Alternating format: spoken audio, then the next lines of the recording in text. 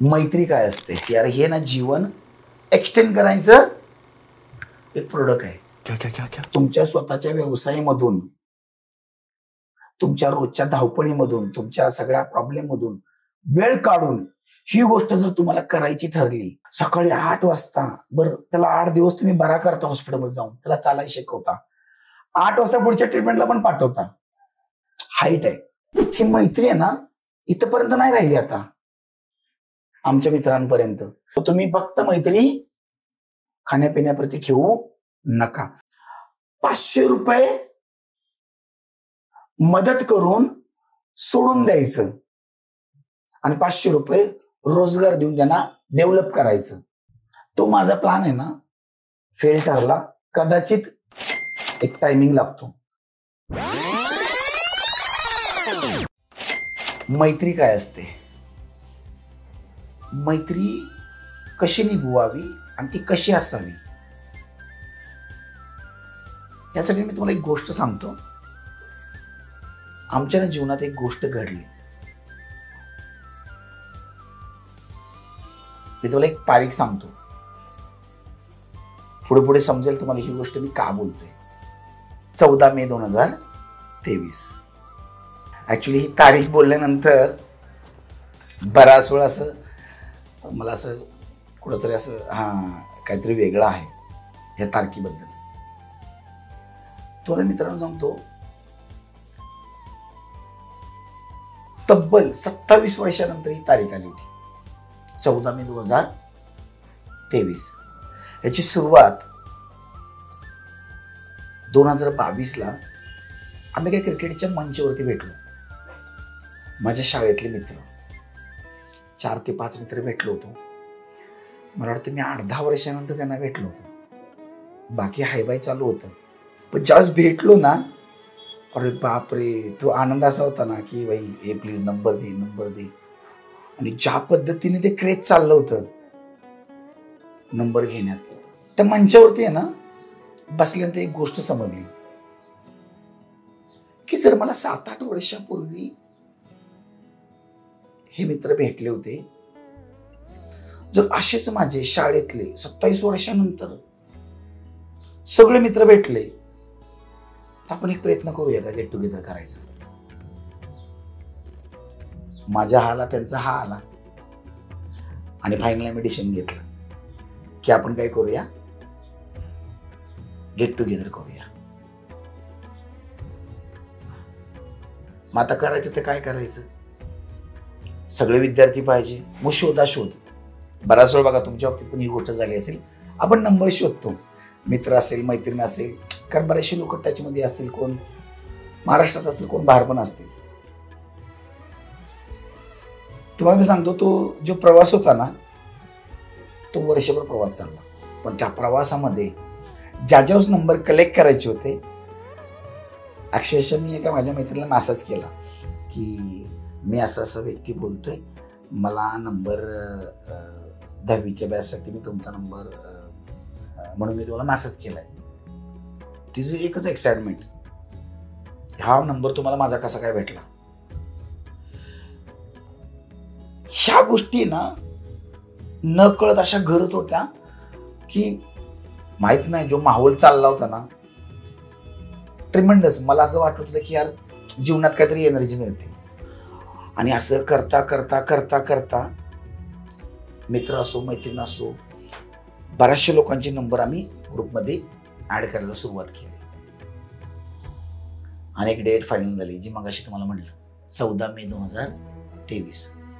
तुम्हाला माहिती आहे, 27 वर्षानंतर बोलत होतो खरं, पण भेटायचं प्रत्यक्षात. तो दिवस आहे ना, दिवाळीसारखा दिवस होता. दिवाळी कदाचित मला असं वाटतं की आपल्या जीवनात दरवर्षी एकदा येते, पण माझी दिवाळी ना मला असं वाटत होतं की 27 वर्षानंतर येते, हिला साजरी. आणि तो आनंद होता ना, असं गगनात मावळत नव्हता. जसा जसा तो दिवस जवळ यायला, मग फुल तयारी, काय करायचं काय नाही काय नाही काय नाही. पण 100% कधी कोणाला समोर भेटलो नव्हतो, 10-20% समोर भेटलो. मग आम्ही काय केलं डिसाईड, 14 तारीख सगळ्यांनी एकत्र भेटायचं. पण तो दिवसाच्या आदल्या दिवशी एक दिवस आला की सगळं तयारी करायची आहे. मला वाटतं दिवाळीला आम्ही सेम डेला जायचा विचार करतो गावी. आम्ही आदल्या दिवशीच 2 दिवस अगोदरच, कारण 27 वर्षात दिवाळी येणार होती. मित्रांनो तुम्हाला सांगतो, तो जो माहोल होता ना, म्हणजे असं नव्हतं वाटत की आता मी काम करू, मी थकलोय, काम काय बापरे, कशाची फिकर नव्हती. पण ज्या पद्धतीने आम्ही 13 तारखेला पोचलो, 13 तारखेला गेलो, ठरलं मग शाळेची साफसफाई करायची. तो दिवस आठवला. मला वाटतंय मी माझ्या घरात पण कदाचित असं काम करत नसेल. मग ते साफ करा, पाणी टाका, धुवा, मग मित्र असतील मैत्रीण असतील. एवढा सुंदर तो दिवस गेला. मला नाही वाटत की आम्ही 4-5 तास मेहनत केली.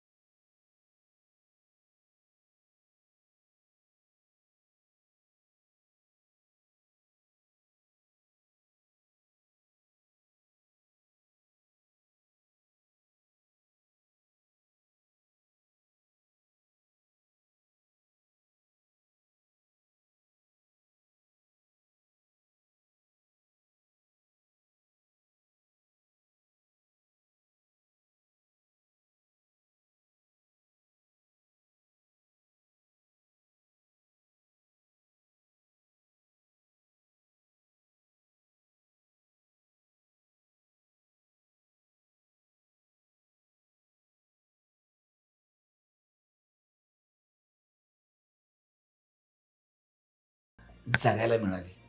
आणि ती जगायला मिळाली एक गोष्ट. त्या दिवशी मी एक शेअरिंग केलं. ते शेअरिंग असं असतं की तुमच्या लाईफमध्ये जर मित्र असतील आणि ते नवीन मित्र असतील आणि तुमची बॉन्डिंग तेवढी झाली असते तर तुमच्या जीवनाचं आहे ना कमीत कमी एका मित्रामुळे 4 ते 5 वर्ष आयुष्य वाढू शकतं. तर मी विचार केला यार, मला जर असे खूप खास 5-6 मित्र जरी भेटले तर 25 वर्ष माझं जीवन वाढू शकतं. आणि असं करता करता करता वर्ष निघून गेलं. असे ना कंटिन्यू आमचे ना गेट टुगेदर नंतर 7-8 महिने.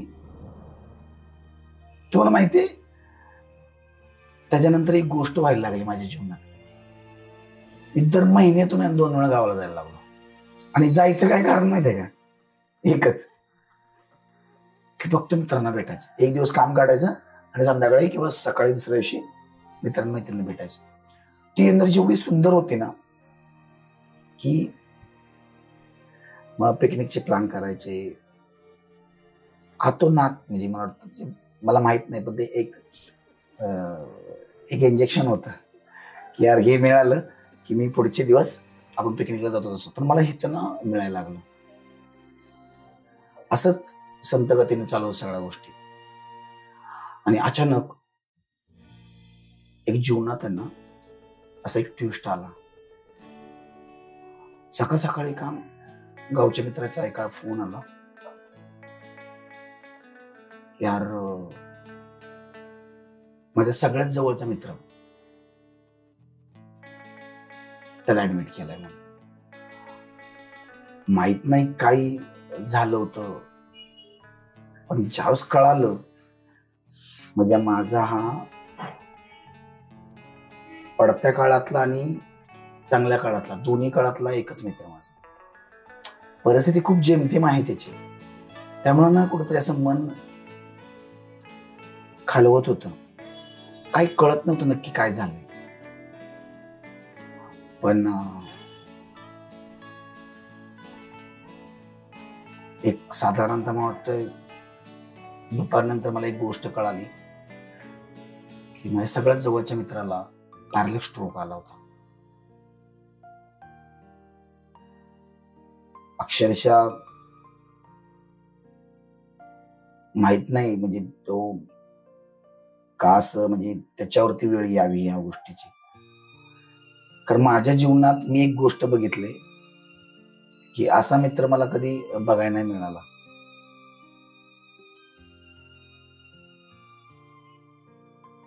मला ना पोचता येत नव्हतं पण एक इश्यू मनात होता की यार आता मी पोचत नाही ना पण तेवढी आमची बॉन्डिंग झालेले मित्र होते.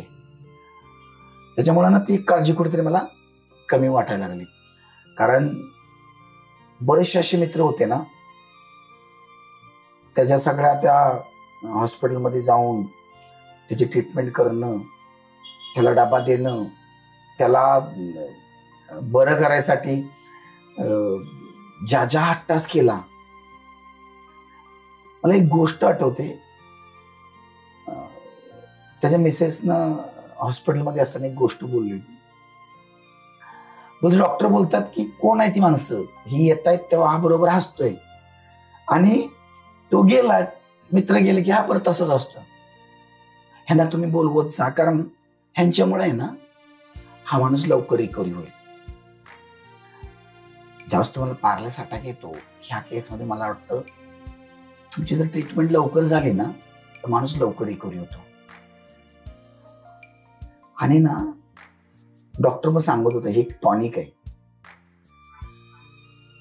मग काही मैत्रीण डब्बा घेऊन जायच्या, काही मित्र त्याला चालायला लावायचे.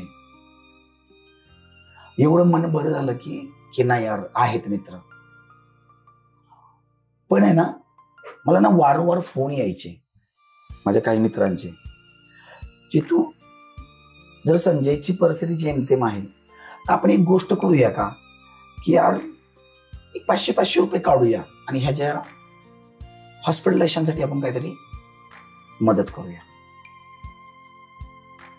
मला ना संकल्पना पटत होती पण ती सिच्युएशन अशी नव्हती की त्या वेळेस मी माझ्या त्या गेट टुगेदर मधल्या 50 मित्रांना किंवा मैत्रिणींना फोन करून सांगावं किंवा मेसेज टाकावं की 500-500 रुपये द्या.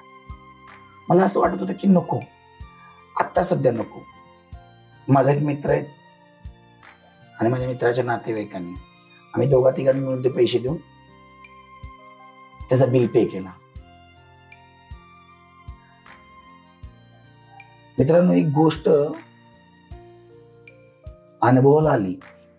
ज्या दिवशी डिस्चार्जचा दिवस होता त्या दिवशी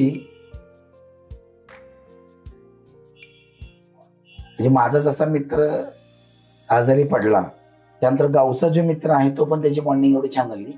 अनिल नावाचा मित्र, तर मला सकाळ सकाळी 8 वाजता एक सेल्फी पाठवला आणि त्या सेल्फी मध्ये एक गोष्ट मला सांगितली, भावा बघ, भावाला बरं केलंय, आता मी पुढच्या ट्रीटमेंटसाठी याला दुसऱ्या ठिकाणी पाठवतोय. तुम्हाला एक गोष्ट सांगतो मैत्रीच्या बाबतीतली. मला ह्याच्यातून एक गोष्ट जाणवली. कुठल्या मित्राला आज तुमच्या स्वतःच्या व्यवसायामधून, तुमच्या रोजच्या धावपळीमधून, तुमच्या सगळ्या प्रॉब्लेम मधून वेळ काढून ही गोष्ट जर तुम्हाला करायची ठरली आणि तुम्ही ठरवली, असं नाही होत आहे. सकाळी 8 वाजता, बरं त्याला 8 दिवस तुम्ही बरा करता हॉस्पिटलमध्ये जाऊन, त्याला चालायला शिकवता, 8 वाजता पुढच्या ट्रीटमेंटला पण पाठवता. हाईट आहे त्या मैत्रीला आणि त्या मित्राला. पण आहे ना, मला सतत वारंवार फोन यायला लागले परत मित्रांचे, जितू बघ ना यार, आपण असं करूया का की ना कोणाच्या बाबतीत परत अशी वेळ नको यायला, त्याच्या अगोदर आपण ना कॉन्ट्रीब्युशन चालू करूया आणि कोणाच्या जीवनात असा जर प्रॉब्लेम आला तर आपण तो सॉल्व्ह करूया. संकल्पना खूप छान होत्या, पण मनाला ना कुठेतरी असं मला ना किंचित बोचत होतं की नाही, जर पैसे घेऊन एखाद्याला देणं, चला आज विचार केला मी 500 रुपयांनी एक साधारणतः 40-50 लोक देतील आपल्याला, 20-25 जमतील. पण उद्या उठून त्या 40 मधला एखाद्या माणसाला जर सेम प्रकार किंवा फायनान्शियली क्रायसिस आला आणि त्याला जर मदत करायची वेळ आली आणि त्यावेळेस जर एखाद्याला मदत करायला जमली नाही तर इथं मतभेद वाढायची खूप खूप चान्स होता. म्हणून मला तो विषय यायचा चांगला, मी परत टाळायचो. पण हे सतत मला प्रेशर आला की नाही यार काहीतरी करूया, मग आपण एक काम करूया. म्हटलं करायचंच आहे ना काहीतरी, आपण ना अजून एक गेट टुगेदर करूया. आय थिंक जानेवारीच्या 2024ला आम्ही गेट टुगेदर दुसरा घेतला, पण मोजकेच म्हणजे विथ फॅमिली, एक 30-35 लोक असतील, एका मित्राच्या घरी घेतला. तिथे ना आम्ही एक संधी दिली विथ फॅमिलींना सगळ्यांनी शेअरिंग करायला. ह्या शेअरिंग मध्ये ना जो माझा मित्र आजारी पडला होता, त्याचं नाव संजय, त्याच्या मिसेसने एक शेअरिंग केली. ती शेअरिंग अशी होती ना, बोलते मी माझ्या नवऱ्याला हॉस्पिटलमध्ये घेऊन गेल्यानंतर पहिलं मला डॉक्टरनी एक गोष्ट विचारली की ताई, हा एक फॉर्म आहे तो भरायचा असतो, हा फॉर्म भरल्याशिवाय पुढची प्रोसेस करता येणार नाही. तिला काही कळत नव्हतं, ना त्याचा भाऊ, ना त्याचे वडील, ना त्याची बहीण, ना कोण. काय करू काय सुचत नाही. पण त्या क्षणाला माझा जो सेल्फी पाठवला मित्र अनिल, तो तिथे पोचला आणि इकडे तिकडचा न विचार करता कन्सर्न फॉर्म साईन करून दिला. ऍक्च्युली त्याच्या मेसेजची शेअरिंग होती ना, हे बोलते मला वाटत होतं की मैत्री सारखं मित्रांवर फिरणं हे वाईट असतं, पण मला आज जाणीव झाली की तुमच्यासारखे किंवा अनिल भाऊ सारखा मित्र जिथं म्हणतोय की नाही हा माझा भाऊ आहे, मी कन्सर्न फॉर्म साईन करून देणार, तेव्हा एक गोष्ट जाणवली, हा ही मैत्री आहे ना इथपर्यंत नाही राहिली, आता आमच्या मित्रांपर्यंत ही मैत्री घरापर्यंत पोहोचली. मन परत परत तेच खाजवत होतं की यार कुठं तरी आपल्याला ह्या विषयावरती काहीतरी विचार करावा लागेल. कारण ज्यावेळेस आम्ही भेटलो फक्त मजा मस्ती मौज केलं, खाल्लो वगैरे आणि परत गेलो. पण माझ्या मित्राच्या लाईफ मधली परिस्थिती जैसे थे. आणि मला हे पटत नव्हतं की 500 रुपये घ्यायचे आणि कोणाला तरी 500 रुपये मदत करायची. पण त्या दिवशी एक मी गोष्ट डिक्लेअर केली. ती गोष्ट अशी होती, का नाही आपण एखाद्याला 500 रुपये मदत करण्यापेक्षा आपण 500 रुपयाचा त्याला जर रोजगार दिला, म्हणजे महिन्याला त्याला 15,000 रुपये जर उत्पन्न चालू करून द्यायचा मार्ग दिला, तर हे सर्वात चांगलं होऊ शकतं का? त्या क्षणाला मला बऱ्याचशा लोकांचा त्याच्यासाठी प्रतिसाद आला की ही गोष्ट आपण करूया. आणि त्याच्यानंतर मग फायनली वर्कआउट चालू झालं. मग माझ्या डोक्यात संकल्पना आली, काय करूया असं. जवळजवळ 40-50चा ग्रुप होता. मग एक डोक्यात संकल्पना आली की जे फायनान्शियल फ्रीडम आहेत, एक 25 ते 30 माझे मित्र आहेत, त्यांनी पैसे टाकूया आणि जे फायनान्शियली वीक आहेत ते मेहनत टाकतील आणि आपण एखादी कंपनी उभी करूया. मला माहिती आहे 25 एक मित्र आहेत ते 2-2 लाख सहज देऊ शकतात. 50-1 लाखाचं कॅपिटल उभं राहील. आणि माझे अजून एक जे 8-10 मित्र आहेत जे गरीब आहेत पण वेळ देऊ शकतात. म्हणून आम्ही कंपनी फॉर्म करायचा विचार केला. मग मुंबईचे पण माझे मित्र आहेत, गावचे पण मित्र आहेत, क्लासमेट वेगवेगळ्या ठिकाणी शिफ्ट झालेले. मग मुंबईला मिटिंग घेतल्या, गावी मिटिंग घेतल्या, बऱ्याच ठिकाणी आम्ही जागा वगैरे बऱ्याचशा गोष्टी पण सर्च केल्या. मला वाटतं त्याच्यामध्ये 3-4 महिने 6 महिने गेले असतील. जानेवारीला आम्ही गेट टुगेदर केला 24ला आणि मला वाटतं हे जून-जुलै पर्यंत ही गोष्ट चालली. पण मित्रांनो आहे ना, बऱ्याचशा गोष्टीला आहे ना एक काय बोलतात तुम्हाला, एक नियतीपणानं घडवून आणायला एक टायमिंग लागतो. तो माझा प्लॅन आहे ना फेल ठरला. कदाचित जास्त क्वांटिटीमध्ये मित्र असतील म्हणून कदाचित असं झालं असेल, किंवा तेवढं बॉन्डिंग नसेल होत, किंवा प्रत्येकाला ती गोष्ट, संजयच्या बाबतीत जी गोष्ट झाली ती प्रत्येकाला वाटेल असं नाहीये. ते माझा इंटेन्शन होता. मग कालांतराने ती गोष्ट आमची नाही झाली.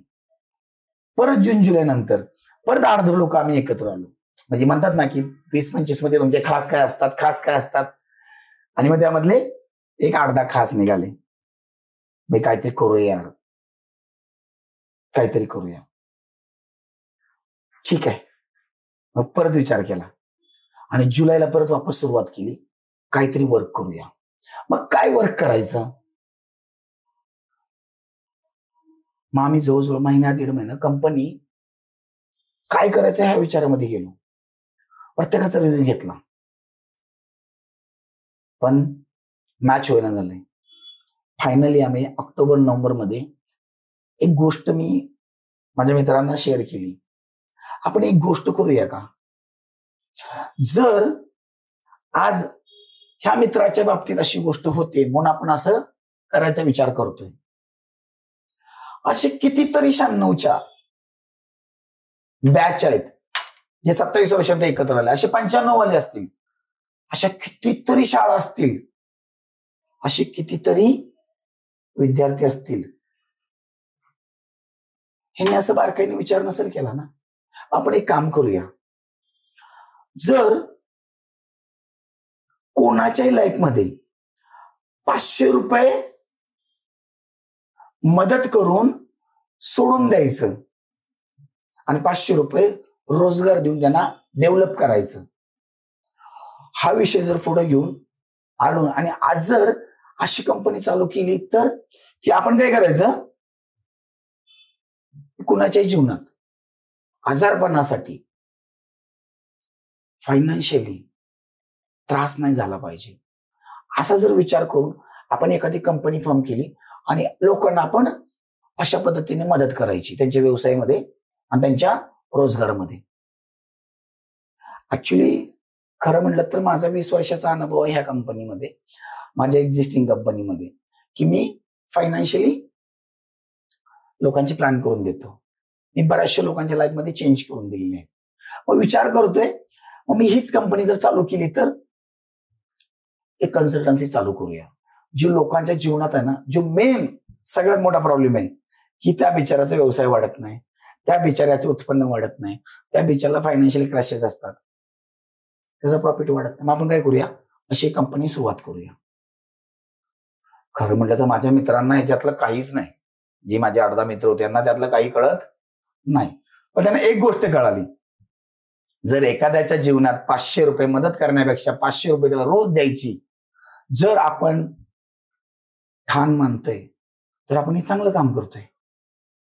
आणि मग डिसाईड झालं, येस आपण हीच कंपनी चालू करायचं. आता तुम्हाला माहिती आहे, कंपनी चालू करायचं म्हटलं तर पहिलं नाव येतं. आम्ही बरेचसे सर्च केलं. माझे काही मुंबईचे मित्र आहेत त्यांच्याकडून पण काय माहिती घेतली, सगळ्यांनी सर्च केलं आणि फायनली आम्ही एका स्टेजवरती पोहोचलो आणि बऱ्याचशा नावांमधून एक नाव आम्ही फायनल केलं. ते नाव होतं, कारण नाव असं आम्ही ठेवलं की आम्ही फायनान्शियल रिलेटेड आहे किंवा आम्ही व्यवसायाला सपोर्ट करतोय. मग त्या रिलेटेड आम्ही काय नाव डिसाईड केलं, वेल्थ राईज. मित्र बोले नाव तर छान आहे, वेल्थ राईज आहे. आमच्या 8-10 मित्रांपैकी एक मित्र खूप हुशार, तो मित्र एवढा सुंदर, विचारू नका. तो म्हणे नाही नाही, ह्या वेल्थ राईजच्या पुढे ही गोष्ट का सुरुवात झाली आणि कशामुळे सुरुवात झाली, आपण त्यासाठी काय करायचं, ती गोष्ट ऍड करायची. म्हणजे मला नक्की काय करायचं. बोलतो बाई बघा, आपण 96चे बॅचचे, हे 96 बॅचमुळे ही गोष्ट सगळी घडली. आपण एक काम करायचं, जीवनात कोणाच्याही ह्या बॅच मधून जर कोणाला शीख मिळायचं असेल किंवा शिकवण मिळायची असेल तर तुम्ही फक्त मैत्री खाण्यापिण्याप्रती ठेवू नका. मग आपण वेल्थ राईजच्या पुढे 96 लावायचं, आपल्या बॅचचं इयर लावायचं आणि मग फायनल झालं 96 वेल्थ राईज कंपनीचं नाव डिसाईड झालं. मग आम्ही सर्वांनी एक प्रतिज्ञा केली ह्या विषयी.